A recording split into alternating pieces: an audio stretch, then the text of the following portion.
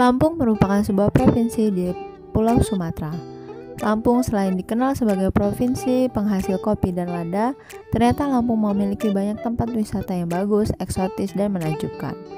Lampung memiliki 33 pantai, 45 gunung, dan 17 air terjun, serta adanya wisata Taman Nasional Waikambas. Di Taman Nasional Waikambas ini kita bisa langsung berinteraksi dengan gajah-gajah yang ada di taman tersebut.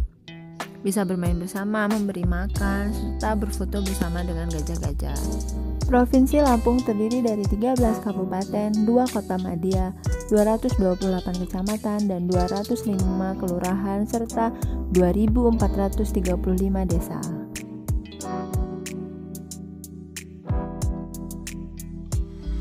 Institut Agama Islam Negeri Metro atau IAIN Metro merupakan institusi Islam negeri yang ada di Kota Metro, Provinsi Lampung. Pendirian IAIN Metro ini tertuang dalam Peraturan Presiden Nomor 71 Tahun 2016 yang ditandatangani oleh Presiden Jokowi pada 1 Agustus 2000. Terletak di Jalan Ki Hajar Dewantara Nomor 15A Irung Mulyo, Kecamatan Metro Timur, Kota Metro Lampung.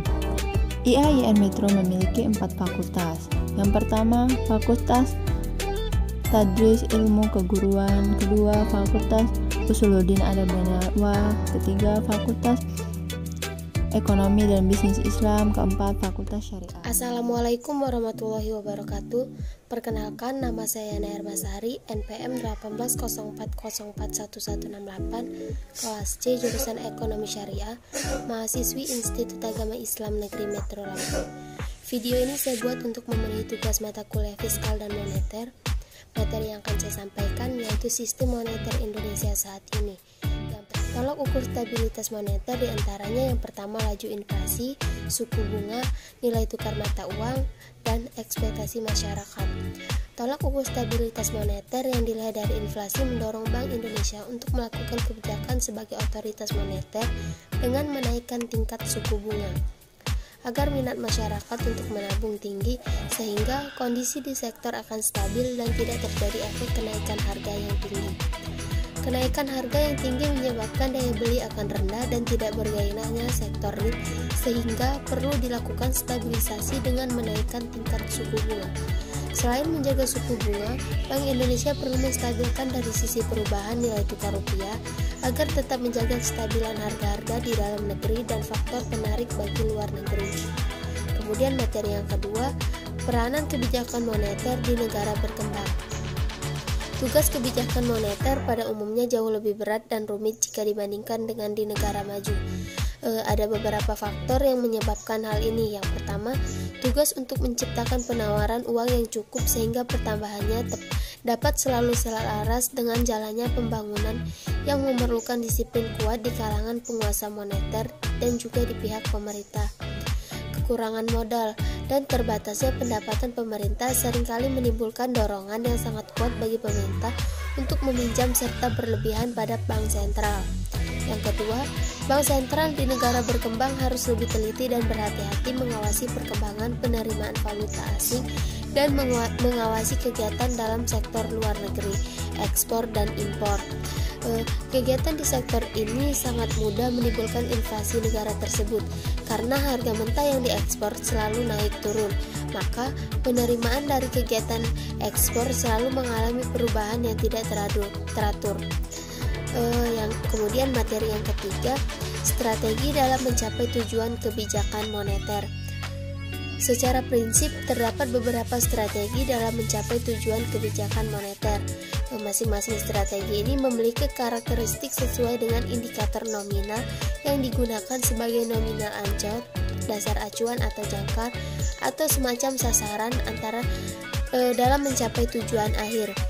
Beberapa strategi pelaksanaan kebijakan moneter tersebut antara lain yang pertama, penargetan nilai tukar. Terdapat 3 alternatif dalam penargetan nilai tukar sebagai strategi pelaksanaan kebijakan moneter. Yang pertama, dengan menetapkan nilai mata uang domestik terhadap harga komoditas tertentu yang diakui secara internasional, seperti emas atau standar emas. Kemudian yang kedua, dengan menetapkan nilai mata uang domestik terhadap mata uang negara-negara besar yang mempunyai laju inflasi yang rendah. Kemudian yang ketiga, dengan menyesuaikan nilai mata uang domestik terhadap mata uang negara tertentu. Ketika perubahan nilai mata uang diperkenankan sejalan dengan perbedaan laju inflasi di antara kedua negara, kelebihan dari penargetan nilai tukar antara lain: yang pertama, penargetan nilai tukar dapat meredam laju inflasi yang berasal dari perubahan harga barang-barang impor. Kemudian yang kedua, penargetan nilai tukar dapat mengarahkan inflation expectation dan ekspektasi masyarakat terhadap inflasi. Yang ketiga, penargetan nilai tukar merupakan strategi kebijakan moneter dengan pendekatan rules yang dapat mendisiplinkan pelaksanaan kebijakan moneter. Kemudian yang keempat, penargetan nilai tukar bersifat cukup sederhana dan jelas sehingga mudah dipahami oleh masyarakat.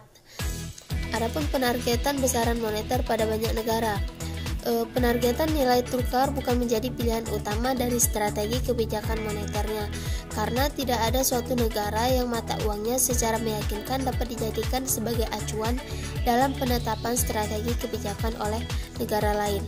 Nah, untuk itu beberapa negara lain memilih penargetan besaran moneter, yaitu dengan menetapkan pertumbuhan jumlah uang beredar sebagai sasaran, antara uang beredar dalam arti sempit dan dalam arti luas, serta kredit. Kelebihan utama dari penargetan besaran moneter dibandingkan dengan penargetan nilai tukar adalah dimungkinkannya kebijakan moneter yang independen sehingga bank sentral dapat memfokuskan pencapaian tujuan yang ditetapkan seperti laju inflasi yang rendah dan pertumbuhan ekonomi yang berkesinambungan. Kemudian yang C, penargetan inflasi. Dengan melemahnya hubungan antara besaran moneter dan sasaran akhir dari kebijakan moneter, banyak negara mulai mengadopsi penargetan inflasi dalam pelaksanaan penargetan kebijakan moneternya. Penargetan inflasi dilakukan dengan mengumumkan kepada publik mengenai target inflasi jangka menengah dan komitmen bank sentral untuk mencapai stabilitas harga sebagai tujuan jangka panjang dari kebijakan moneter. Dengan mentargetkan inflasi sebagai jangkar nominal, bank sentral dapat menjadi lebih kredibel dan lebih fokus di dalam mencapai kestabilan harga sebagai tujuan akhir.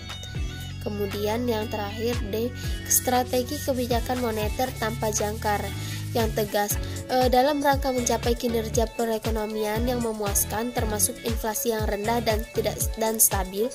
Strategi kebijakan moneter dapat dilakukan tanpa menerapkan penargetan secara tegas, tetapi tetap memberikan perhatian dan komitmen untuk mencapai tujuan akhir kebijakan moneter. Sebagai salah satu contoh kasus adalah Bank Sentral Amerika Serikat yang tidak menyebutkan secara tegas mengenai jangkar nominal yang digunakan. Kemudian materi yang keempat yaitu sistem moneter Indonesia saat ini. Sejalan dengan kebijakan moneter akomodatif Bank Indonesia dan sinergi dengan kebijakan fiskal pemerintah untuk mendorong pemulihan ekonomi nasional. Kondisi likuiditas di perbankan dan pasar keuangan tetap longgar. Sinergi ekspansi moneter Bank Indonesia dengan akselerasi stimulus fiskal pemerintah terus diperkuat dengan pembelian SBN oleh Bank Indonesia di pasar perdana. Setelah pada tahun 2020 melakukan pembelian dari pasar perdana sebesar 473,42 triliun untuk pendanaan APBN pada tahun 2020, kemudian pada tahun 2021 Bank Indonesia melanjutkan pembelian SBN dari pasar perdana untuk pembiayaan APBN tahun 2021 melalui mekanisme sesuai dengan keputusan bersama Menteri Keuangan dan Gubernur Bank Indonesia. Bank Indonesia sejak tahun 2020 sampai dengan Februari 2021 telah menempuh berbagai bauran kebijakan untuk memitigasi risiko COVID-19 terhadap perekonomian dan mendorong program pemulihan ekonomi nasional. Nah, dalam kaitan ini, Bank Indonesia terus memperkuat seluruh instrumen bauran kebijakan yang dimiliki untuk menjaga stabilitas nilai tukar rupiah.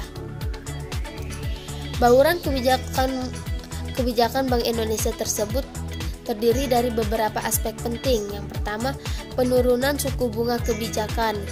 Yang kedua, kebijakan stabilisasi nilai tukar rupiah melalui intervensi di pasar spot, domestic non-deliverable forward, dan pembelian SBN dari pasar sekunder untuk menjaga stabilitas nilai tukar yang sejalan dengan fundamental dan mekanisme pasar. Yang ketiga, pelonggaran moneter. Yang keempat, melanjutkan kebijakan. Dan yang kelima, melanjutkan pembelian.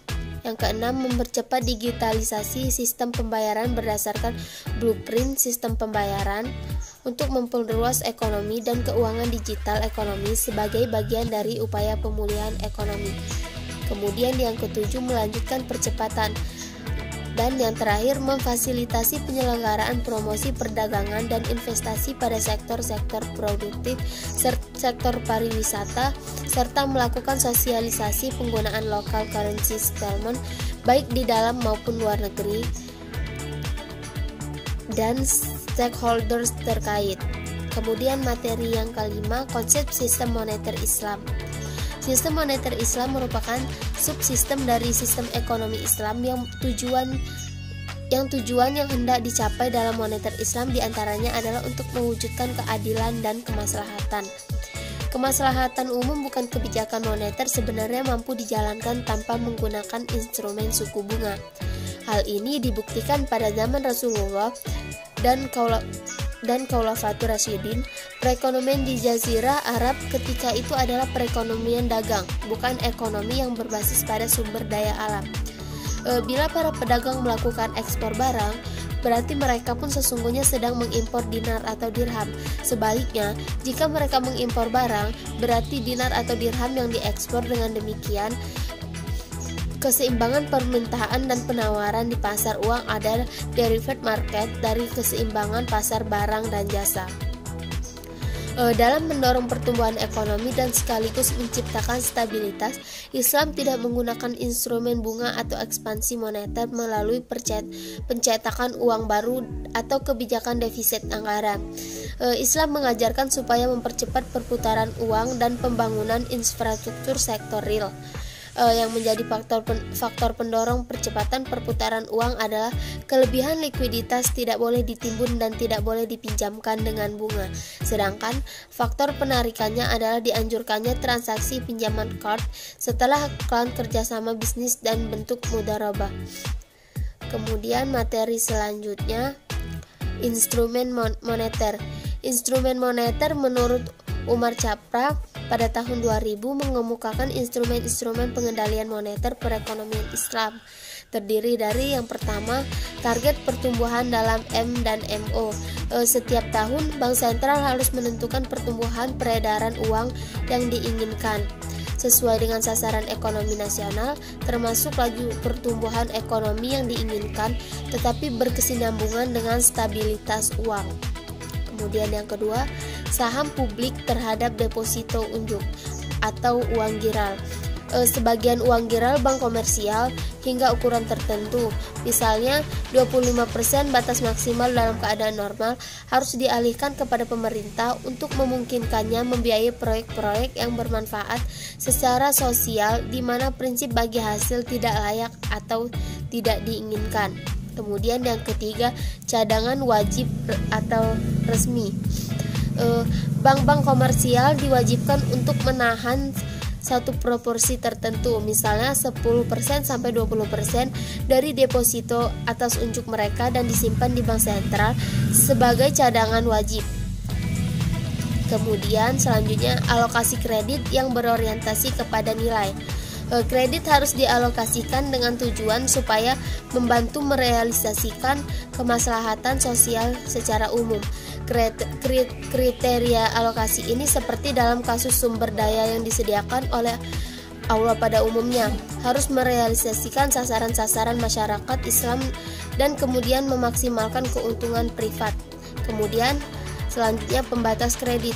Alat-alat instrumen-instrumen yang disebutkan akan mempermudah bank sentral dalam melakukan ekspansi yang digunakan pada uang daya tinggi. Ekspansi kredit masih dapat melebihi batas yang diinginkan. Sekian materi yang dapat saya sampaikan, kurang dan lebihnya saya mohon maaf. Saya akhiri, wassalamualaikum warahmatullahi wabarakatuh.